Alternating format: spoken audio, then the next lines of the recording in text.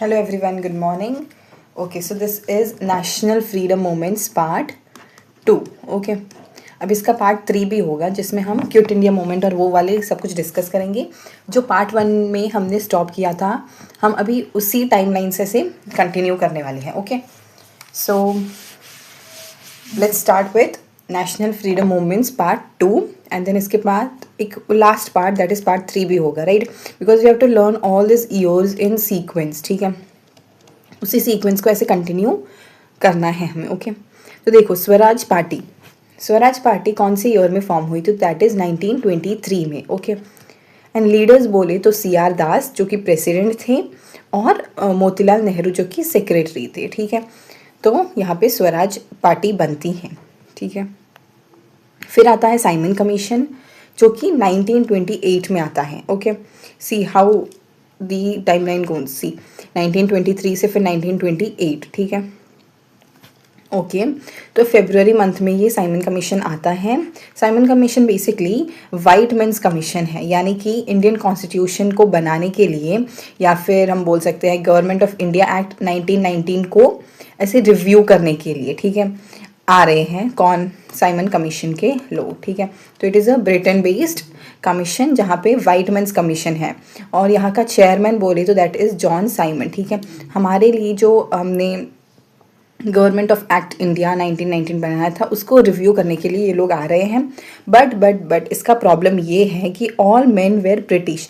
अब इस Simon commission में सभी लोग कौन है? ब्रिटिशर्स हैं. Okay, no Indian member is included. यहाँ पे कोई भी इंडियन मेंबर नहीं है. तो ये सबसे बड़ा क्या हो जाता है, इसका ड्रॉबैक हो जाता है. इसीलिए हम इंडियंस इस कमीशन को नहीं मानते और गो बैक साइमन के नाम से नारे लगाते हैं. Right, this is a very famous slogan when this Simon commission has arrived in India. ठीक है, क्योंकि मेन इसका क्या था, क्योंकि यहाँ पे कोई इंडियन मेंबर इंक्लूडेड नहीं है. ओके, तो इसीलिए इस स्लोगन के साथ साइमन कमीशन को ट्रीट किया गया कि go back Simon. Okay, go back Simon slogan. ठीक है, अभी नेक्स्ट है बरदौली सत्याग्रह. तो बरदौली सत्याग्रह सेम ईयर 1928 में होता है. बरदौली एक प्लेस है गुजरात में. इनके लीडर बोले तो सरदार वल्लभ भाई पटेल हैं. ठीक है, तो ये बरदौली सत्याग्रह बेसिकली इसीलिए हुआ था क्योंकि पेसेंट्स पे जो टैक्स लगे थे उसको रिड्यूस करने की डिमांड की थी. राइट, तो ब्रिटिशर्स ने बहुत ज़्यादा टैक्सेस लगाए थे. ओके, तो देखो इशू क्या था, तो that is British government increase the land revenue tax. ठीक है, अब इनकी डिमांड क्या थी? तो डिमांड थी patients demanded reduction of tax. अभी टैक्स को रिड्यूस करना इस बरदौली सत्याग्रह का मेन इंटेंशन था. ठीक है, तो रिजल्ट क्या हुआ? तो रेवेन्यू वेर रिड्यूस्ड. ठीक है, अभी टाइटल बोले तो सरदार वल्लभ भाई पटेल को दिया गया. किसने? महात्मा गांधी जी ने वल्लभ भाई पटेल को ये वाला टाइटल दिया सरदार. इसीलिए हम इनको प्रेजेंटली सरदार वल्लभ भाई पटेल ऐसे बुलाते हैं. राइट, ओके, अभी आती है all party conference and Nehru report. ठीक है, तो it is the first political report in India. अब ये जो नेहरू रिपोर्ट है यहाँ पे क्या होता है कि हमारी जो पार्लियामेंट्री सिस्टम, जो फंडामेंटल राइट्स है, वो सब कुछ उसकी हमने कॉन्स्टिट्यूशन बनाना अभी शुरू नहीं किया है, बट नेहरू रिपोर्ट करके एक रिपोर्ट ऐसे जारी की गई थी जहाँ पे हमने कुछ अपनी फंडामेंटल राइट्स को डिमांड किया था. राइट, तो ये सब कुछ नेहरू रिपोर्ट से स्टार्ट होता है.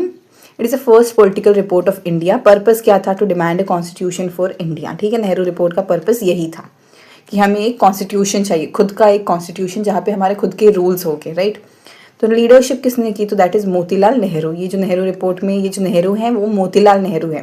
दैट इज़ नेहरू जी के फादर हैं. Right, chairman of the committee and father of Jawaharlal Nehru. Right, as I told you. अभी नेक्स्ट ईयर दैट इज़ 1929 में क्या होता है? So it's a Congress session. ठीक है, और जो लाहौर में जो कांग्रेस सेशन हुआ था 1929 में. ओके, हमने ऑलरेडी जो INC के इतने सारे सेशंस हुए थे वो हमने ऑलरेडी एक सेपरेट वीडियो में डिस्कस करके रखा है, but still hence it is being mention, will just go through it. ठीक है, तो लाहौर कांग्रेस सेशन में क्या होता है? पूर्ण स्वराज की मांग की गई थी. ठीक है, प्लेस बोले तो लाहौर थी.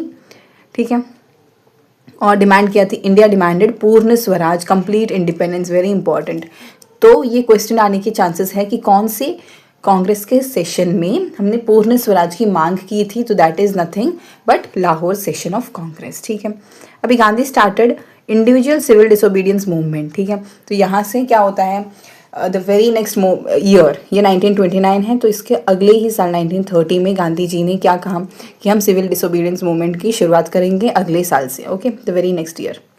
ठीक है, तो देखो 31 दिसंबर 1929 में फ्लैग हॉइस्ट हुआ था रावी नदी के किनारे पर, राइट, और 26 जनवरी 1930 को सेलिब्रेटेड एज इंडिपेंडेंस डे। ठीक है, ओके, तो ये सब कुछ क्या हुआ था, लाहौर के उस सेशन में डिसाइड किया गया था, ठीक है, कि 26 जनवरी 1930 तक हमें पूर्ण स्वराज मिलना चाहिए और हम उसी दिन को इंडिपेंडेंस डे मनाएंगे। बट क्या हुआ असल में, नहीं मिला। 1947 अगस्त 15 को हमें इंडिपेंडेंस मिला है, राइट। सो ये वाली चीज़ें हो जाती हैं। Jawaharlal Nehru became Congress president in the first time, यहाँ पे जवाहरलाल नेहरू फर्स्ट टाइम कांग्रेस के प्रेसिडेंट बनते हैं। ठीक है, अभी नेक्स्ट है सिविल डिसोबीडियंस मूवमेंट। मैंने बोला था यहाँ पे जो मांग की थी सिविल डिसोबीडियंस मूवमेंट, तो वेरी नेक्स्ट ईयर ये सिविल डिसोबीडियंस मूवमेंट आ जाता है। तो लॉन्च किसने किया, तो दैट इज महात्मा गांधी जी ने, right. So Mahatma Gandhi ji basically had 3 important national movements. तो 1920 में फर्स्ट वाला था, देन 1930 में, देन 1942 में। ठीक है, 1920 में तो that is non cooperation movement, 1930 में ये वाला हो जाता है सिविल डिसोबीडियंस, एंड 1942 में क्विट इंडिया मूवमेंट। तो ये जो 3 है ये नेशनल गांधीयन फ्रीडम मूवमेंट्स बन जाते हैं, right. This years are very important, okay. अभी नेक्स्ट देखो, सेकेंड मेजर नेशनल मूवमेंट है, राइट। हमने ऑलरेडी डिस्कस किया कि ये सेकेंड है, तो उसका ड्यूरेशन फेज बोले तो first phase and second phase में ये लॉन्च होता है। 1930 से 31 फर्स्ट फेज है, 1932 से 34 सेकेंड फेज हो जाता है। This is also important. First time large number of women participated, यहाँ पे विमेन पार्टिसिपेशन यहाँ पे इम्पॉर्टेंट बन जाता है क्योंकि इतनी ज़्यादा मात्रा में विमेन ने फर्स्ट टाइम ऐसे कोई नेशनल मूवमेंट में पार्टिसिपेट किया है। मेन फीचर बोले तो वो है वायलेशन ऑफ सॉल्ट लॉ। ठीक है, अभी सिविल डिसोबीडियंस मूवमेंट इसी पर्सपेक्टिव से शुरू होता है कि हमें सॉल्ट लॉ यानी कि नमक पे जो कर लगाया गया है उसे तोड़ना है, राइट। तो जो बेसिक नेसेसिटी है, नमक जैसी बेसिक नेसेसिटी पे अगर ब्रिटिश गवर्नमेंट टैक्स लगाएगी तो फिर कैसे चलेगा। इसीलिए महात्मा गांधी जी ने सॉल्ट लॉ को ब्रेक करने का डिसाइड किया through this civil disobedience movement. ठीक है, तो civil disobedience movement basically salt law के ब्रेक डाउन से शुरू होता है, राइट। अभी देखो डांडी मार्च या फिर सॉल्ट मार्च भी उसे कहते हैं, जो कि 1930 में होता है। डांडी मार्च और सॉल्ट मार्च, ठीक है, also known as salt march, इसे हम डांडी मार्च या फिर सॉल्ट मार्च कहते हैं। Started as a part of civil disobedience movement as I told you. अभी इसके कितने पार्टिसिपेटिंग मेंबर थे, तो दैट इज 78 + 1। ठीक है, 78 members and +1 means Gandhi ji भी एक मेंबर थे उसके, राइट। स्टार्टेड फ्रॉम साबरमती आश्रम गुजरात। अभी गुजरात का जो साबरमती आश्रम है वहाँ से शुरू होते होते डंडी तक जाता है, गुजरात के डंडी तक, राइट। तो ये है इसके इम्पॉर्टेंट पॉइंट्स कि कहाँ से कहाँ तक डांडी मार्च होता है। एंडेड ऑन 6 अप्रैल 1930। ठीक है, स्टार्टेड कब हुआ, तो 12 मार्च यानी मार्च अप्रैल। ठीक है, ये अप्रॉक्सीमेटली कोई 2 महीने चलता है। ठीक है, सॉरी 1 महीना, राइट, या अप्रॉक्सीमेटली कोई 1 महीना चलता है एंड देन एंड हो जाता है। ड्यूरेशन है 24 days, okay, as I told you. Gandhi ji conducted the Dandi march himself. ठीक है, अभी इंपॉर्टेंट क्वार्ट्स देख लो, a straw in a cup of tea. ठीक है, तो ये ब्रिटिश का रेस्पॉन्स था। ब्रिटिश क्या बोलते हैं कि आप लोग ऐसे ही बवंडर की तरह तिलमिला रहे हो, जबकि इसकी कोई ज़रूरत है ही नहीं, right, because this is going to cost nothing to British government obviously. So उन्होंने बोला कि एक चाय के कप में एक बवंडर आप मचा रहे हो, इससे कुछ भी नहीं होने वाला, right, because this is not something which could change the entire thing और the entire history which is to be return, right. तो अभी गांधी जी ने क्या बोला कि ईदर आई विल रिटर्न और my body will float in Arabian sea, या तो हम ये सॉल्ट लॉ को ब्रेक करके आएंगे वापस, या फिर मैं वहीं पे अरेबियन सी में मैं मतलब लड़ते लड़ते I will die. So what this is what Gandhi ji said, okay. तो अभी इस मार्च के दौरान, ठीक है, तो कौन सा प्रेयर सॉन्ग था, तो दैट इज रघुपति राघव राजा राम। ठीक है, गांधी जी का सॉन्ग है, ये भजन है बेसिकली, ओके।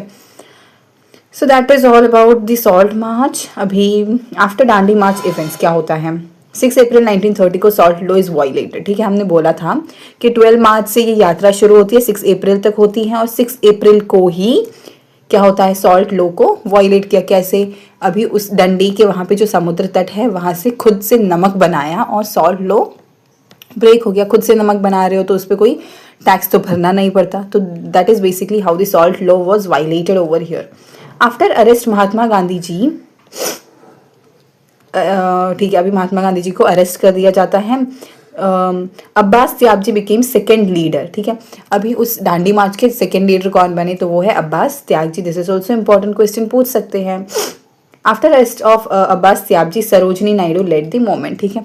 अभी फिर अब्बास त्यागजी को भी अरेस्ट किया तो सरोजनी नायडू ने इस मूवमेंट को क्या किया, लीड किया, ठीक है। Satyagraha centre shifted to Dharasana Surat from Dandi, ठीक है।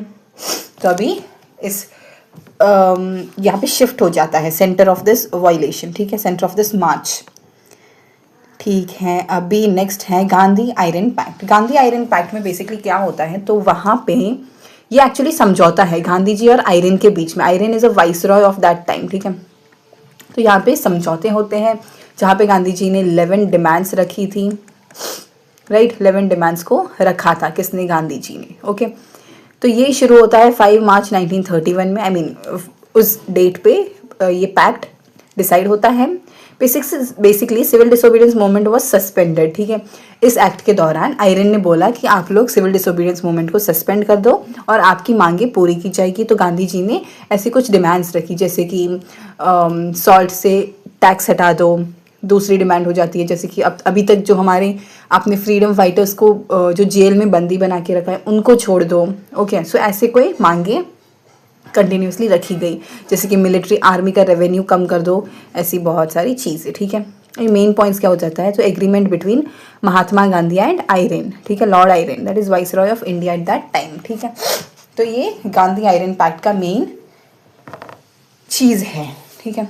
तो Gandhi agreed to suspend civil disobedience movement. अभी गांधी जी ने बोल दिया ठीक है आप हमारी मांगे पूरी कर दो और हम सिविल डिसोबीडियंस मूवमेंट को यहीं पे दरख्वास्त कर देंगे, ठीक है। अभी देखो, participate in the second round table conference. अभी गांधी जी ने बोला कि मैं अभी सेकेंड राउंड टेबल कॉन्फ्रेंस में भी पार्टिसिपेट करूंगा, ठीक है। British government agreed to release political prisoners except those involve in the violence, ठीक है। तो अभी Gandhi ji I mean Britishers ने बोला ठीक है हम आपके कैदियों को जो कि हमने बंदी बना के रखे हैं उनको भी छोड़ने के लिए तैयार हैं। अलाउ पीसफुल पिकेटिंग, ठीक है। अभी देखो 1933 में क्या होता है, जनवरी में after the second round table conference Gandhi ji restarted the civil disobedience movement, ठीक है। अभी जो सेकेंड राउंड टेबल कॉन्फ्रेंस हुई थी उसमें गांधी जी ने पार्टिसिपेट किया, ठीक है। उस पार्टिसिपेशन से बेसिकली कोई आउटकम नहीं मिला हमारे फेवर में, इसीलिए गांधी जी ने सेकेंड राउंड टेबल कॉन्फ्रेंस के बाद तुरंत ही सिविल डिसोबीडियंस मूवमेंट को वापस से शुरू कर दिया, ठीक है। इसीलिए हमने सिविल डिसोबीडियंस मूवमेंट पढ़ते समय फेज 1 एंड फेज 2 ऐसे देखा था, right. So that is basically how this phase 2 started, just because हमारी मांगे पूरी नहीं की गई उस सेकेंड राउंड टेबल कॉन्फ्रेंस में जहाँ पे गांधी जी ने पार्टिसिपेट किया था, किस इंटेंशन से कि हमारी मांगे पूरी की जाएंगी। But was that happening, no, ठीक है। अभी the movement was finally withdrawn in 1934। अभी 1934 में पूरे सिविल डिसोबीडियंस मूवमेंट को ऐसे विड्रॉ कर दिया, बस वहीं पे खत्म हो जाता है ये। After the arrest of Gandhi ji activities slowed down. अभी गांधी जी को अरेस्ट कर दिया जाता है और उसके बाद सारी एक्टिविटीज ऐसे धीमी पड़ जाती हैं, राइट, ओके। अभी यहाँ पे हम पढ़ने वाले हैं कि अभी ये राउंड टेबल कॉन्फ्रेंस क्या है, will just discuss through this, okay. तो basically round table conference London में हुआ था, first, second and third round table conference. अभी फर्स्ट में तो 1931 में होता है, सेकेंड 1931 एंड 1932, ठीक है, 1 2 3, राइट। 1930 में Indian national Congress did not participate, यानी कि जो कांग्रेस थी उसने पार्टिसिपेट नहीं किया। सेकेंड में आईएनसी पार्टिसिपेटेड, कौन गया था आईएनसी की तरफ से, तो महात्मा गांधी जी गए थे, as we have discussed just now.